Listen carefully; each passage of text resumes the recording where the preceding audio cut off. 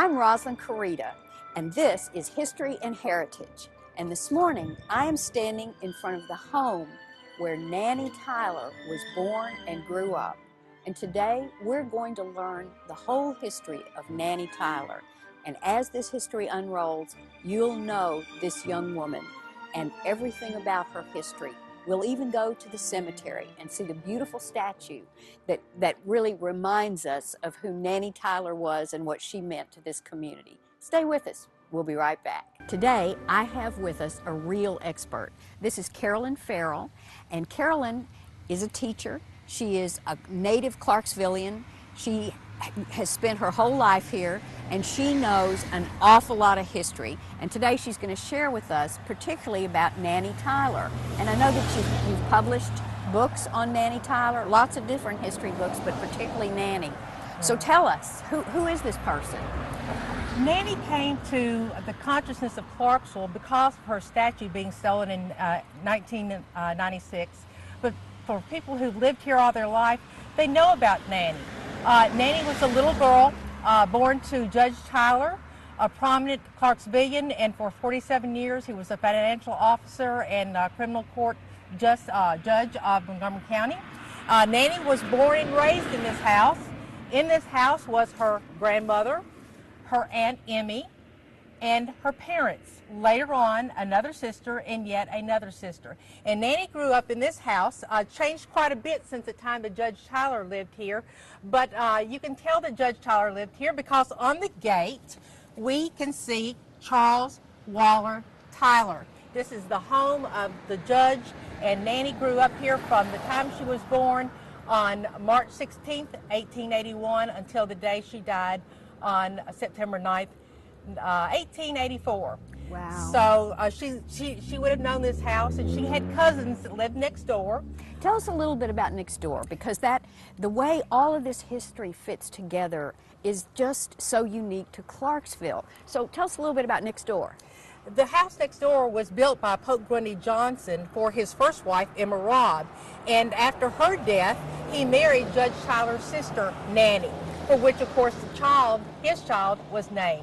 And so, Pope Grundy was the son of Cave Johnson, who was the Postmaster General under James K. Polk. Right. Okay, and we have at one time been in that house and done a tour.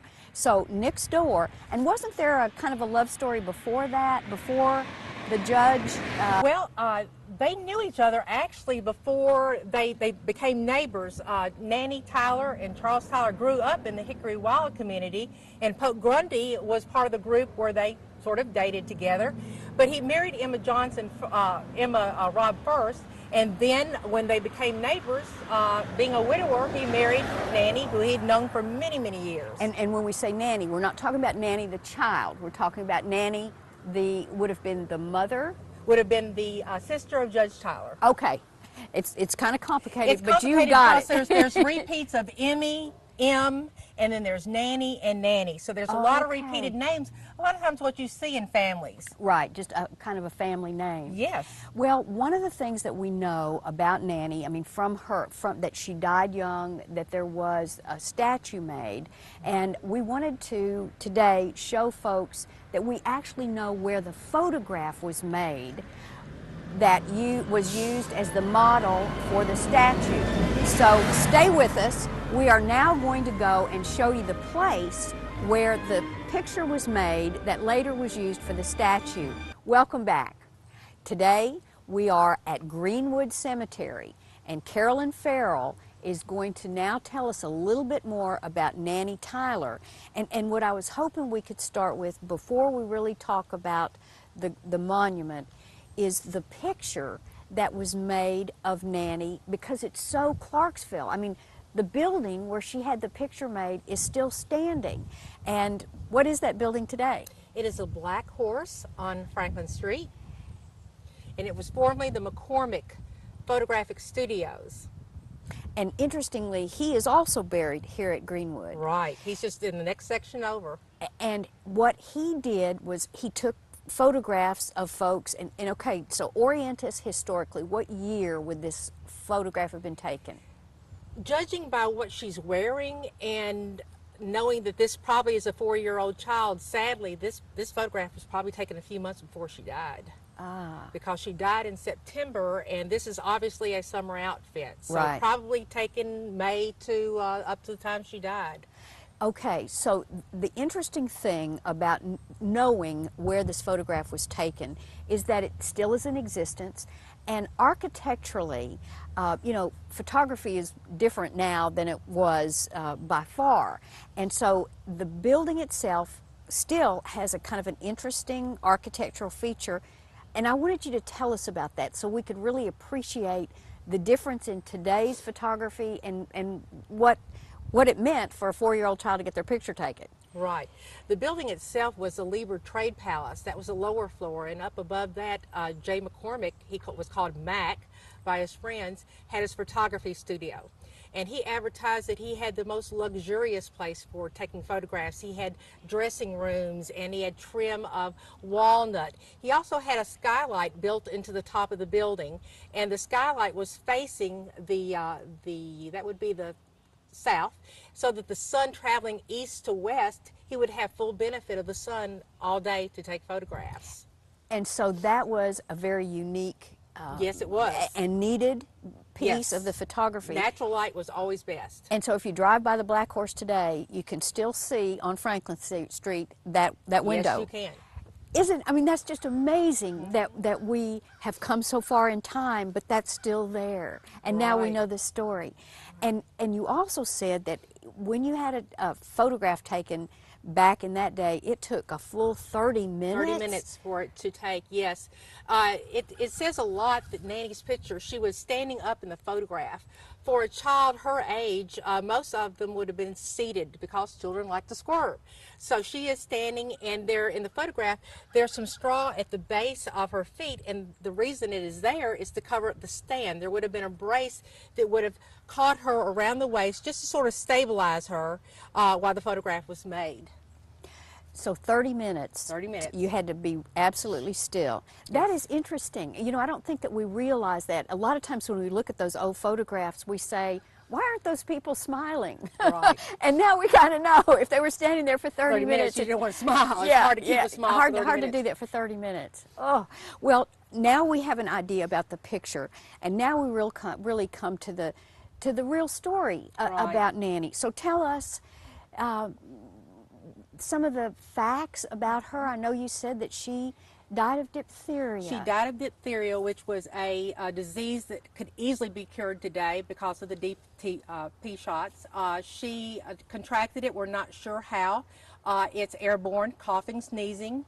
It's born in water also, whether she drank some contaminated water or she came in contact with somebody that had diphtheria.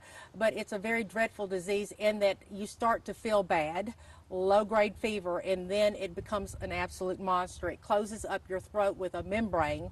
The bacteria itself attacks the heart and also the diaphragm, making it to where either your heart's going to stop or you're going to stop breathing because your diaphragm cannot inflate or deflate your lungs. So this was a horrible death. Yes. And for Mom and Dad to be helpless Yes. with and Nanny was their only child. They had a younger child, M, at that time. And so she was 4 years old. Yes. How tragic. And so after her death, they really wanted, these were wealthy people. We saw their home.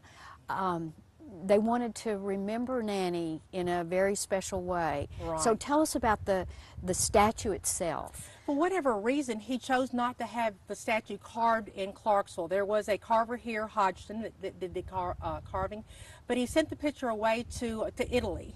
The cost of the statue then, I'm not sure what it would have been, but talking to monument carvers today, it would cost $10,000 to make a monument exactly the same way of this little girl today, $10,000. So the monument came back to Clarksville. We don't know exactly when the monument was actually ordered, but it was placed here and has been here up until the time that it was stolen in 1996. And of course now we have it back. Right, and that's probably how most Clarksvillians Yes. really know the story of Nannie Tyler. This was actually stolen. Right. So tell us a little bit. I mean, that in itself, it's so hard to imagine that someone would steal something that is so sentimental and so sentimental. it's And desecration. It is desecration. That's the perfect word. So tell us a little bit about that and how it came back to us. I mean, that's the happy part of the story. It's a wonderful story. The statue was stolen, they believe, between May 16th and June 1st of 1996. And authorities were alerted to it being stolen. And of course, they put out, it was a national story. This made the national news. And just by chance, the person who stole it had sold it to a lady in Missouri. She took it to a trade show in Richmond, Virginia, where a man by the name of Stephen Score, he is a dealer, antique dealer in Boston, Massachusetts. He bought it for, I think, $3,000. And the lady before him had to have the arm repaired because in loading it into her van after she purchased it, she broke the arm. So she had to get it repaired. He bought it thinking it came from an estate sale in New Jersey. There's nothing about the statue that indicates that it came from a cemetery. Right. So how much of the statue was stolen? Let's see, right here, from here Okay, up. so somebody really had to go to a lot of work of chiseling it out. Yes. And so it lifting wasn't like it was just kids, you know. No, I mean, no. somebody really thought this was in 1996. There was a lot of these type of robberies going on. It was a rash of them going on. And when Stephen Score found out that he had a statue stolen from Clarksville, Tennessee, he was absolutely appalled.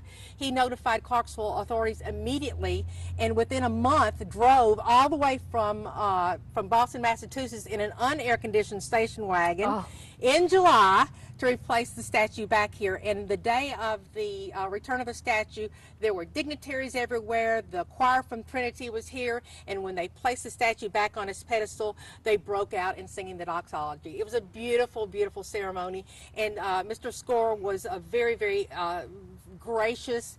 And when I spoke to him several years later, and he said in his best Bostonian accent, he said, "I just could not believe that I was involved in something so tawdry." So he was just mortified. But he was grateful to the people of Clarksville for their generosity and kindness to him when they brought the statue back. But Nanny's statue is here. We are so glad to have it back, and it's one of the most endearing stories in Clarksville. This is the most visited site in the cemetery. I'm sure it is. Yes. And we are here at Greenwood Cemetery, and we are going to take a break, but when we come back, we're going to have Carolyn tell us about Nanny's family, because most of her family is buried right here at Greenwood. So stay with us. We'll be right back. Tell us a little bit about this dress she has on. Well, you can see that there's been some damage, but this is an exactness to the photograph. This is actually not part of the dress itself. This is a sleeved collar, so that when she wore this part of the dress, that her mother would get different colors and different styles and simply change the top of the dress by changing this collar. And this is all done in like lace up here and little daisies. She's got a bow here, a bow in her hair, and there's also in the actual photograph what's called faggoting, and that's where you take a ribbon through cut work and weave it in and out. We know from photographs that this was blue. Okay, this would have been blue, the faggoting would have been blue. But the really neat thing about this dress is the little ruffled area here. Why is it standing out? Because when the dress was made, whoever made it took horsehair, braided it, and stuffed it in there to make it stick out. That is amazing. I've never heard of that. It's called piping today, but that's what would have made it stand up. Horsehair.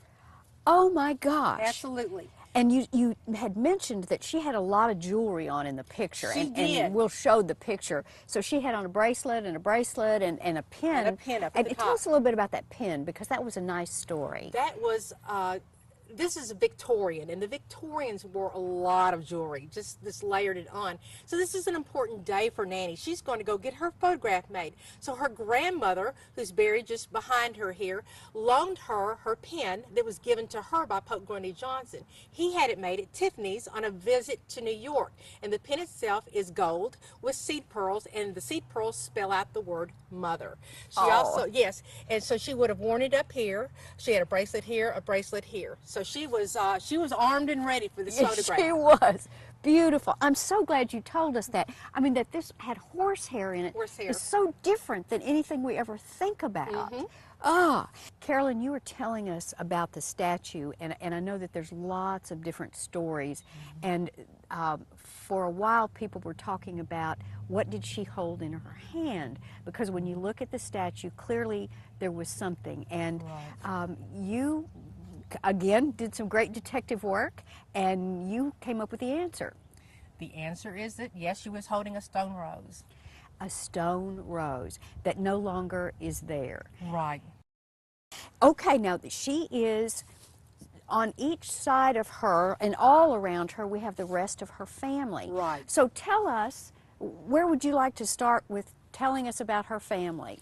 Okay, first of all, I want you to think of this area as being, there's no trees in this section.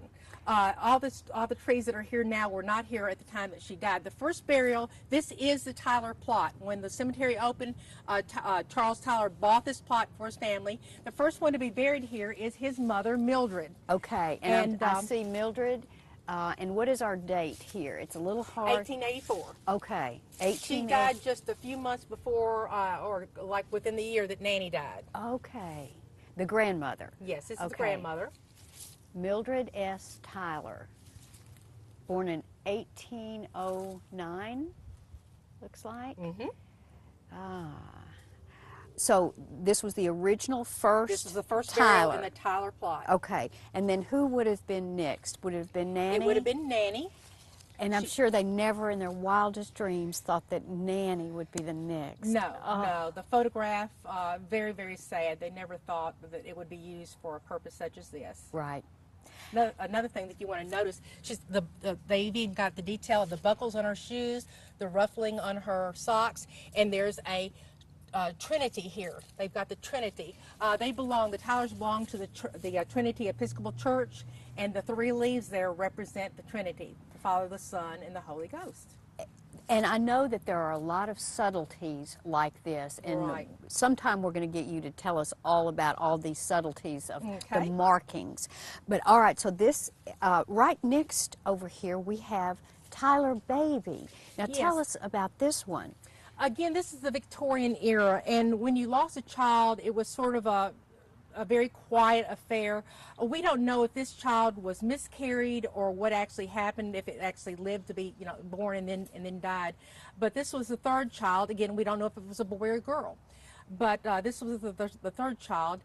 There was Nanny first, then M, and then this child here. And, very interestingly, in talking with Carolyn, Carolyn actually bought this headstone, and it's very interesting how she, she's been a real detective with this. Tell us a little bit about how you discovered this, and I just think that's amazing. Well, the question was, why is the mother buried here and the father buried over there? Why wasn't the father or the mother buried here? Well, because the baby died first, and the baby was buried here, but there was no headstone.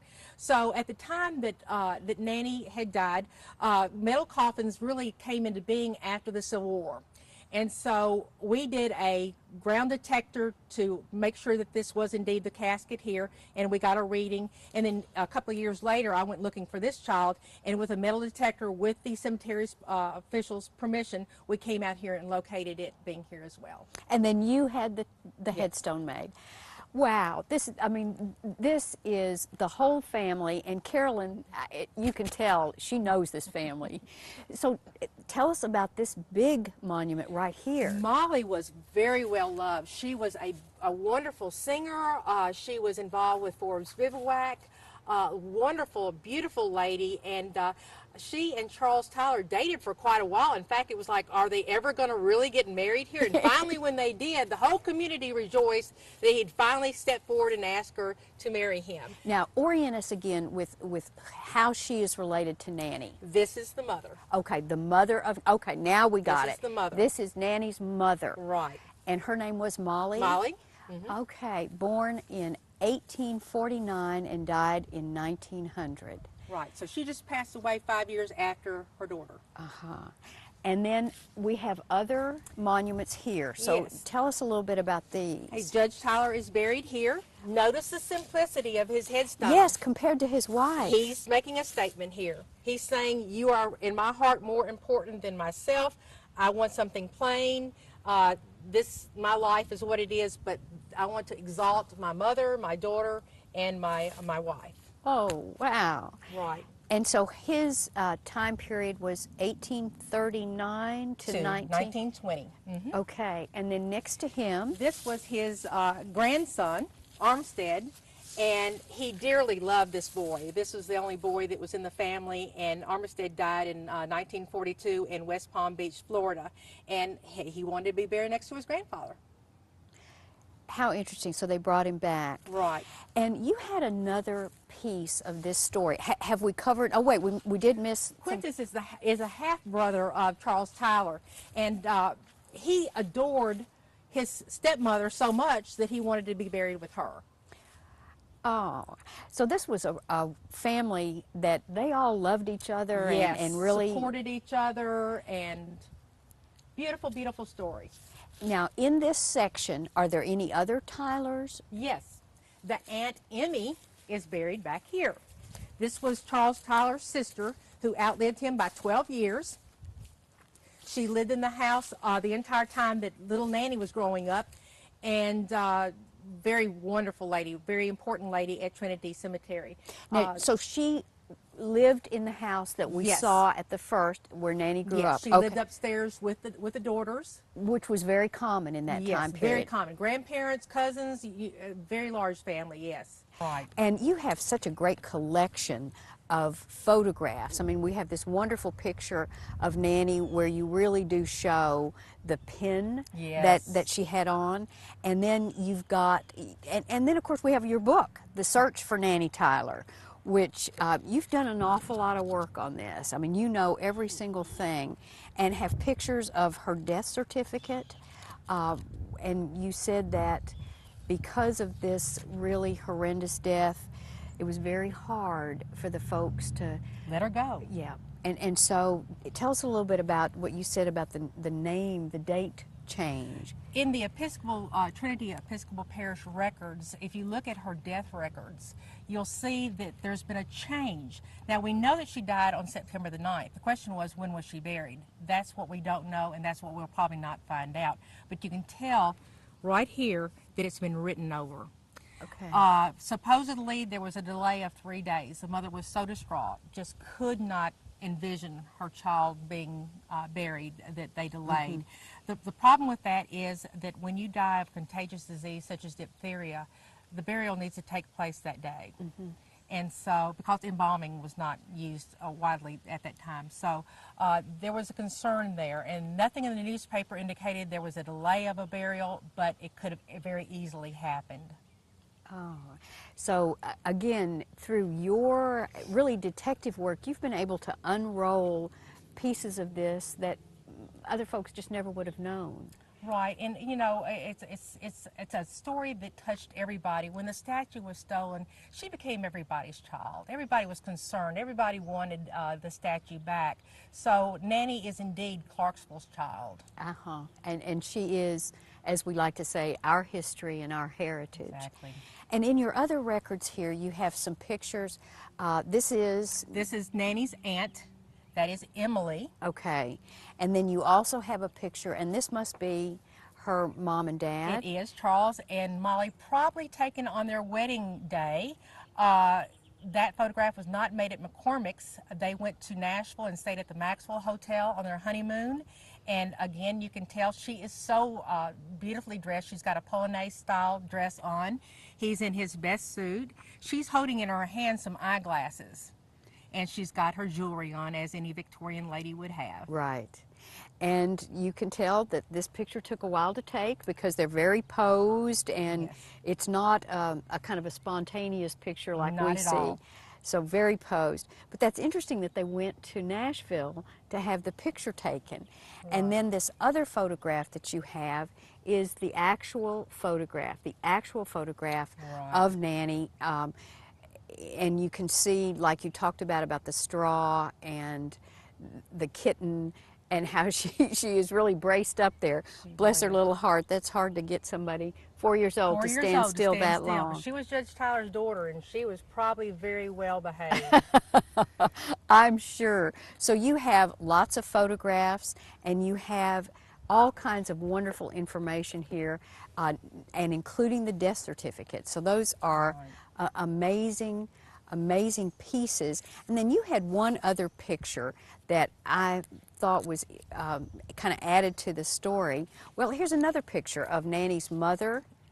And again, look at how she's dressed. She's got the beautiful curling irons were available back then.